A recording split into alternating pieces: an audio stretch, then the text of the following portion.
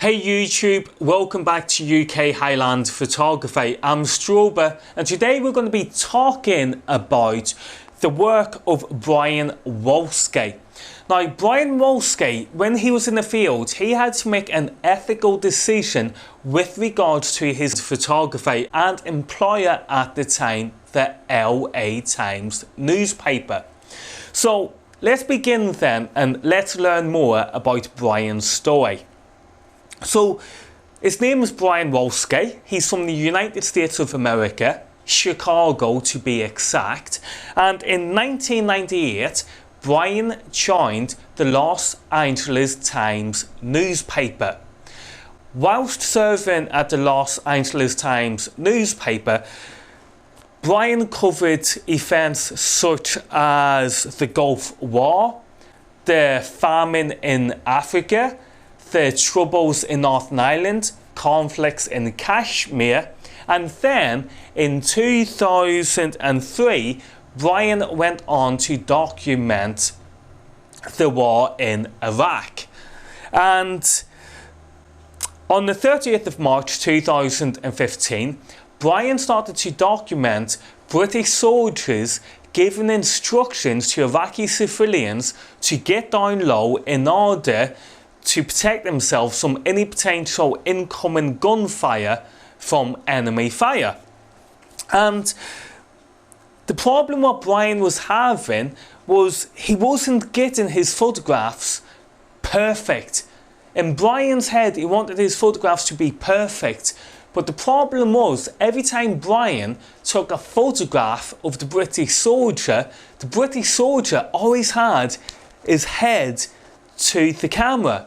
So Brian was basically photographing the back of the soldier's head.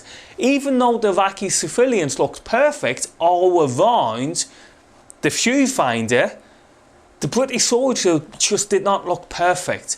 Anyway, a few shots later, and bingo, Brian gets the perfect shot and the perfect pose of the British soldier giving his oral instructions to the Iraqi civilians to get down and take cover.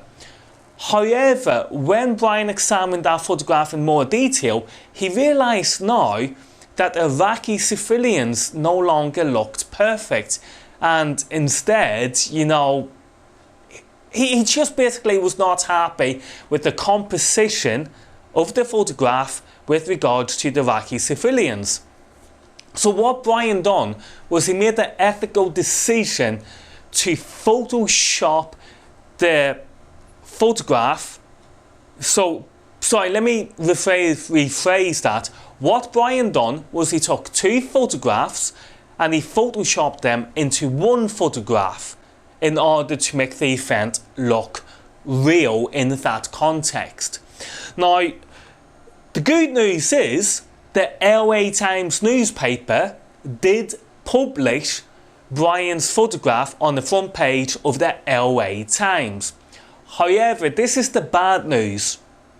When the LA Times newspaper made Brian's photograph available to other newspapers to buy, other newspapers quickly pointed out to the LA Times that the Iraqi civilians within Brian's photograph looked like they had been photoshopped in to the actual photograph. So basically they're saying, LA Times, it's a fake photograph and you published it on your newspaper. The LA Times looked into things.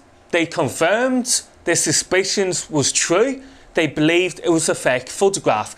Now, there was a guy called Colin Crawford, and Colin Crawford is the director of photography at the LA Times newspaper, and it took him four days to get hold of Brian Walski. This is because Brian Walski was still documenting his photojournalism over in war-torn Iraq.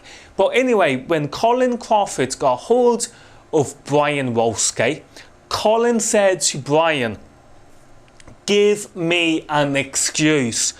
Tell me it was a satellite transmission problem, say something. Brian replied to this with, "No, I did it. I combined the two pictures." Soon afterwards, the LA Times published an editor's note which said, "Sorry for publishing a fake photograph," and basically that Brian Walski had now been dismissed from the LA Times newspaper. So that's the bad news. The bad news is Brian was caught out with regards to his own ethical decision with regards to his photography. So let's just move on. Personally, do I think Brian done anything wrong? Okay, within the standards expected of photojournalists, then yes, Brian did fall foul of the code of conduct with regards to photo ethics. However, personally, take it away from the photojournalism scene and pop it individually by itself, then I don't think Brian done anything wrong, because if you think about it, as photographers, that's all we want to do, is to create that perfect photograph which people are just going to look at and be mesmerized for at least 10 seconds. You know what I'm saying? You just want that ultimate, and that is exactly what Brian Walski did produce as the final product, even though he photoshopped it. You know, for the first time I seen this photograph, I was like, wow. And then when I learned it was photoshopped, it took me a while to spot, you know, the photoshopped parts of the photograph. But again, I don't think there's anything wrong with it. But again, if you go into the world of photojournalism, then you just cannot touch your photographs one bit. They've got to be 100% legit. That means, you know, photographers should not Photoshop their photographs. Photographers should not instruct the subjects to stand in a certain spot. Photographers should not instruct their subjects to do certain things, you know, because you're just supposed to be like a witness, and this is in the world of photojournalism. Anyway guys, I know you guys know where I'm coming from, so I'm just going to finish this video here with the final photograph.